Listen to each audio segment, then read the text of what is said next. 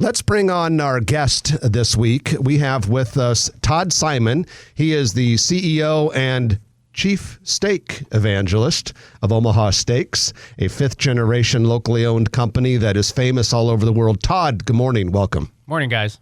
Good to have you with us. When you're not on international news, CNN, Fox News, the Home Shopping Network, you're here at the Grow Omaha studio. That's exactly right. I'm want to make You're slumming it. A big statement here in Dundee.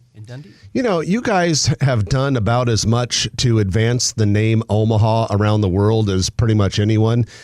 When I am in other cities, sometimes I like to watch the 10 o'clock or the 11 o'clock news. I never watch it in Omaha, but sometimes when I'm in other cities, I like to watch the first 10 minutes just to get a little flavor of what's going on. And I was laying in my hotel bed in Los Angeles earlier this week, and Omaha Steaks commercial came on TV during the news.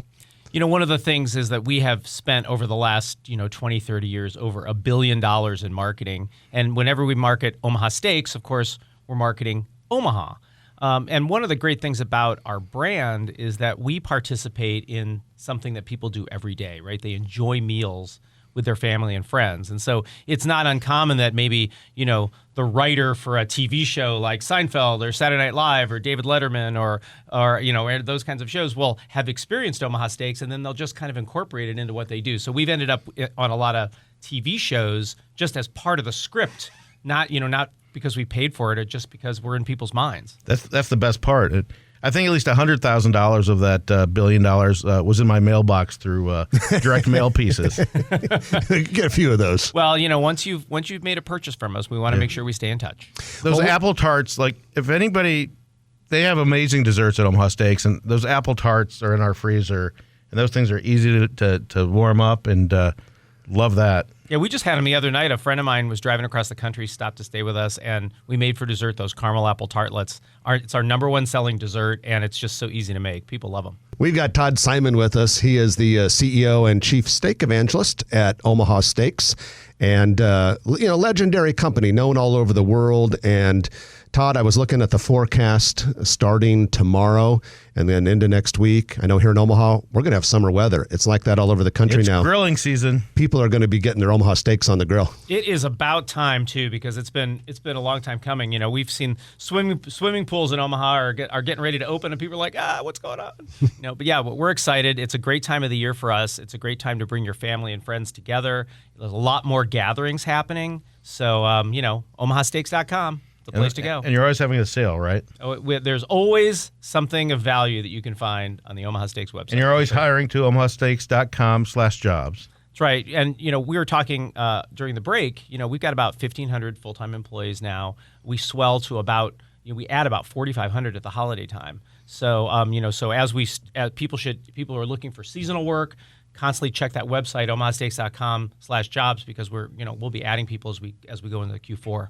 Todd, speaking of staffing and all that, with 1,500 permanent employees and 4,500 seasonal employees, everyone's talking about how difficult the staffing shortage is. It's crisis. What is Omaha Steaks doing to thrive in such an environment where it's so hard to find good people? Well, I think one of the most important things is that you have a great culture, you have a great place to work. We like to think that we have the best job in the meat business. Our master butchers craft an artisanal product. It's they kind of get to work at their own pace. They get to really create a great experience for our customers. And then one of our biggest employee populations is our call center. And at the pandemic, we were forced to take it to work at home. And we developed all the technology to do that. We made the decision to keep it work at home, which is amazing because now we can recruit in 14 states. We do the training online, and there are a number of people that really enjoy, the fact that they can work at home, that they don't have to get up and take a commute every day. They can pick the hours that they want. They can let their dog out. Exactly. You may have other responsibilities. You're able to weave your job responsibilities in with your personal responsibilities. So it's really worked out well for us, and there's lots of those jobs available at omahasteaks.com/jobs. Todd, we also want to bring up some of the things that Omaha Steaks is doing in the community, work with food insecurity and other good causes. Can you give us a little overview of Omaha Steaks' civic involvement? Sure. So we really have three areas that we focus on from a from a community involvement perspective. The first one is military, healthcare workers, and first responders. We want to support those that are supporting us in our community, in our country, keeping us safe, helping us through the pandemic. So we've done a lot of initiatives around that, and it's just kind of baked into our culture. The second is local arts and culture. A lot of people know that every time they go to a arts and culture event, you're going to see Omaha Steaks involved in some way or another. Film streams. Yep, film streams. The opera, the Jocelyn Art Museum, the symphony, and kind of you name it. And we really want to be involved. I've been on the board of directors of the Bemis Center for Contemporary Arts for a long time. One of my favorite places. In fact, I'm going to a performance there this afternoon at 4. If you're looking for something interesting to do. And then the other thing that we've been really focused on, particularly throughout the pandemic and even before, is food insecurity. There are a lot of people out there who have been hurting or been hurt. There are disasters and other kinds of things. So we have made numerous donations to different organizations around the country. Feeding America, an organization called Mercy Chefs that actually goes out and helps people and cooks hot meals and where there's kind of devastation and or power disruptions, those kinds of things. And so that's been really important to us. We've made very large donations of product throughout over the last several years in order to help people in need. We've donated over 1 million meals to people through Feeding America. So we're really trying to get out there and make sure that everyone has a chance to enjoy good, wholesome, healthy food. It's pretty impressive. You're obviously a big stakeholder in the city of Omaha, and was that a pun? Yeah, stakeholder. Yeah, exactly. And you're involved in a lot of community different things. What makes Omaha unique? Obviously, there's a lot of people that are very giving in Omaha, and we always talk about the private-public partnerships in Omaha, Todd. And what's your take on why Omaha is such a giving place? Well, one of the things I think is that Omaha's realized that there's a lot of things that we don't have. We don't have an ocean, right? We don't have mountains. We don't have mountains. We don't have Broadway. There's things professional sports teams. Exactly. But what we do have is a close community, a community where you can actually get things done. If you can imagine, trying to change something in the city of Philadelphia or change something in the city of Los Angeles, it's just so big. It's such a massive problem. But when Omaha says, hey, we want to make our education system better, there's people that'll pull together to do that. We want to do something with early childhood education. We want to, advance our downtown, as an example. I think is one of the best things that I'm seeing happening right now. There's just so much going on.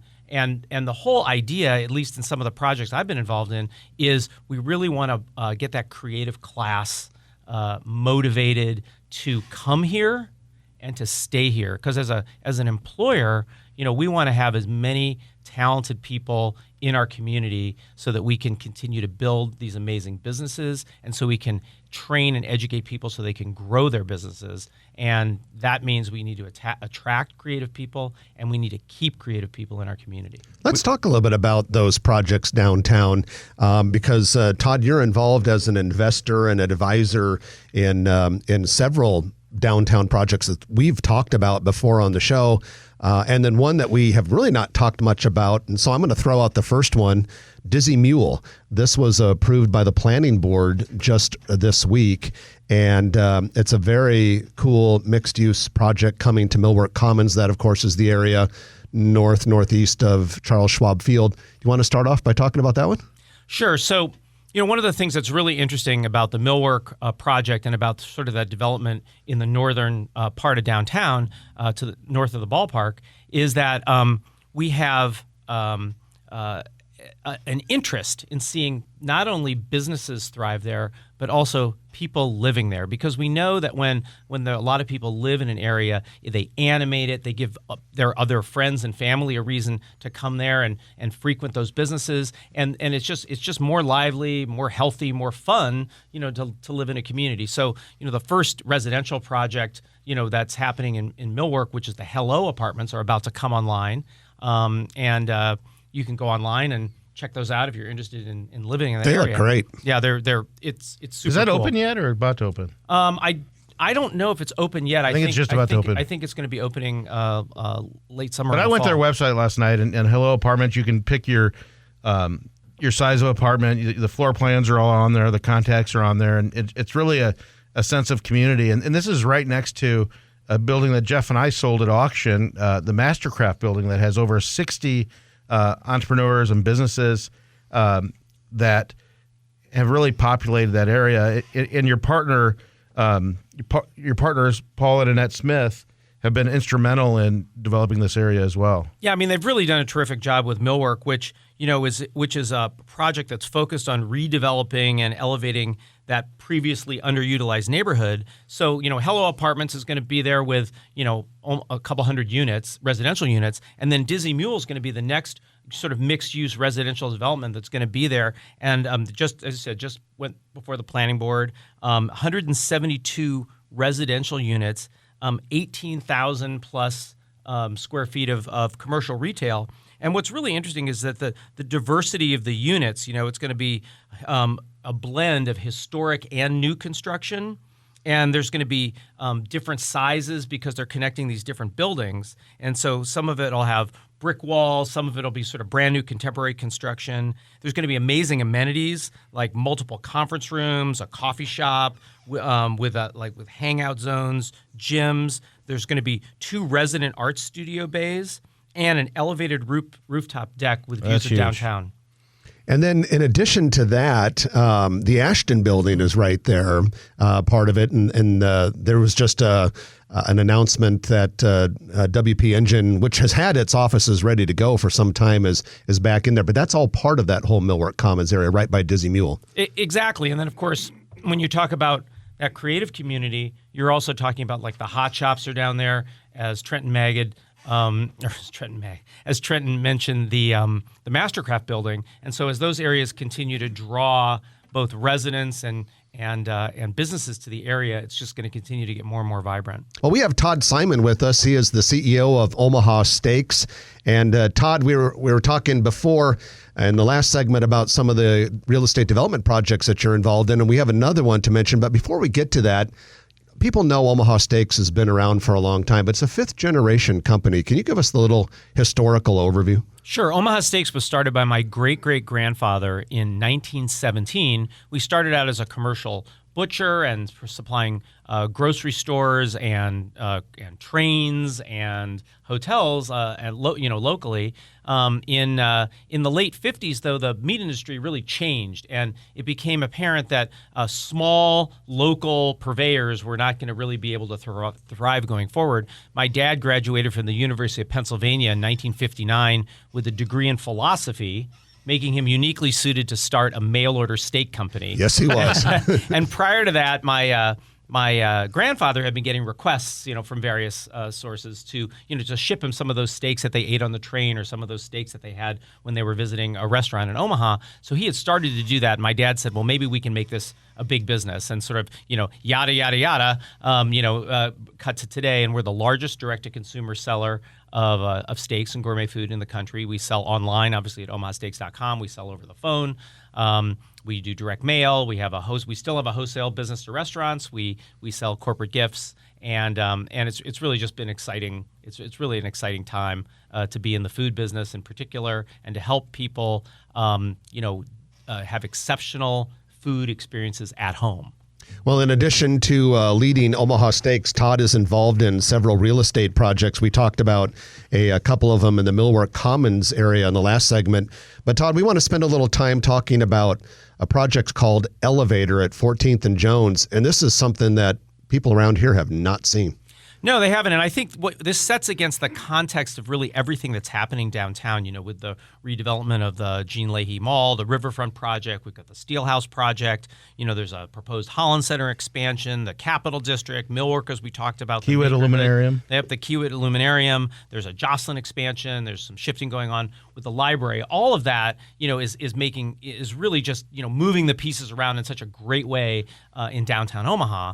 And an elevator is a new concept in warehousing that combines the best parts of co-working with warehousing to serve entrepreneurs that are selling and dealing in physical goods. So I think you guys in the commercial real estate business ought to just be like totally focused on this, because this is pipeline for you. These are entrepreneurs and business owners that are literally getting out of their garage and their basement and their living room and wanting to expand the footprint of their business with a group of peers in a supportive environment that provides the kind of services that a small business really needs to get going. And the elevator's mission is to make the hardest part of running an e-commerce business easier. So give us an idea. So instead of a 3 or 5 year lease, there's entrepreneurs that are currently working out of their home. They're selling dog products. They're selling anything that's a physical product, and they might need some warehouse space. They need some office space. They need connectivity, and they need they need fulfillment services.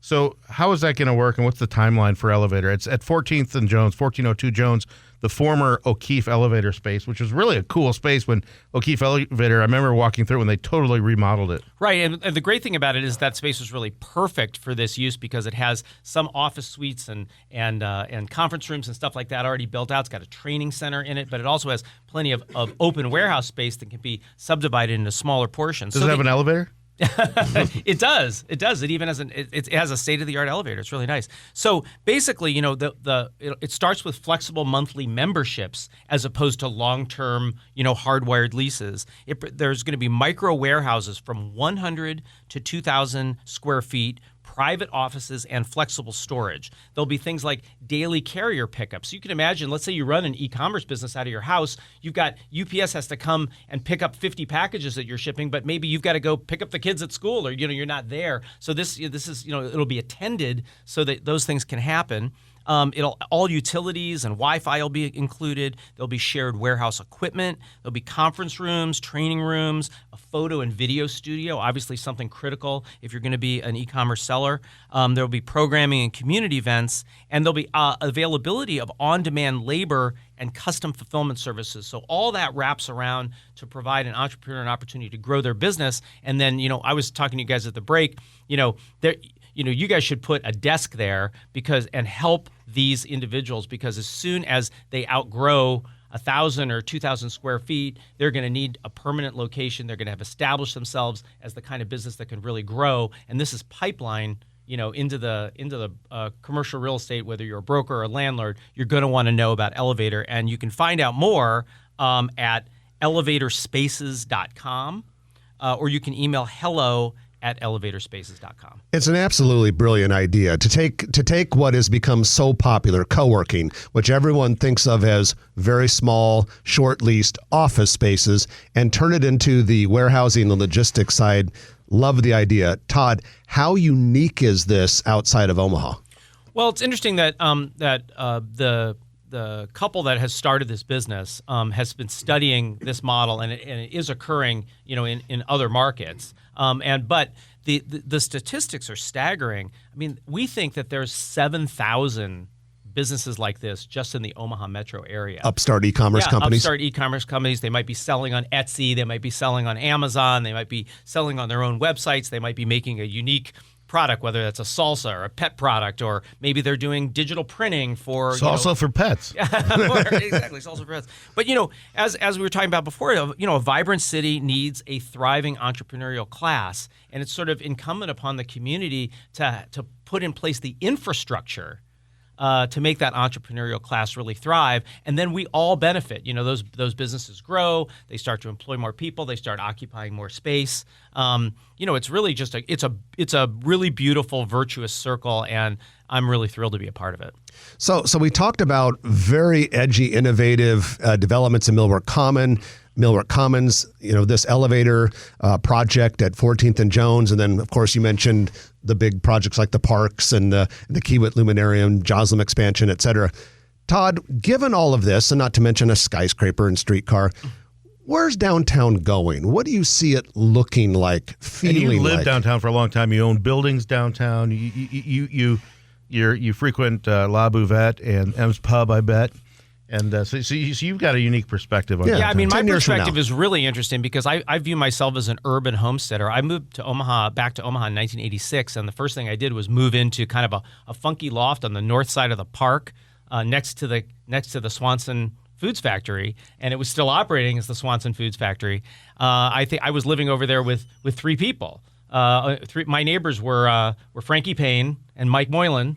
Yep. And so all names that you know from downtown. It sounds like the Broadway play Right. Rent, by the way. Right. And I think that as you know, what's so important, and we talked about this before, is as people are living downtown, as people are working downtown, as there's a way for entrepreneurs to live downtown and walk up the street to their business at Elevator or whatever, you know, we're going to continue to see that vibrancy. And the more inhabitants we have there, the more services we'll have, you know, the more it's going to be, you know, I mean, downtown is and will continue to be, it'll be the destination in Omaha for people, particularly, and there'll be an opportunity to really pull people from West Omaha into downtown to enjoy everything it has to offer.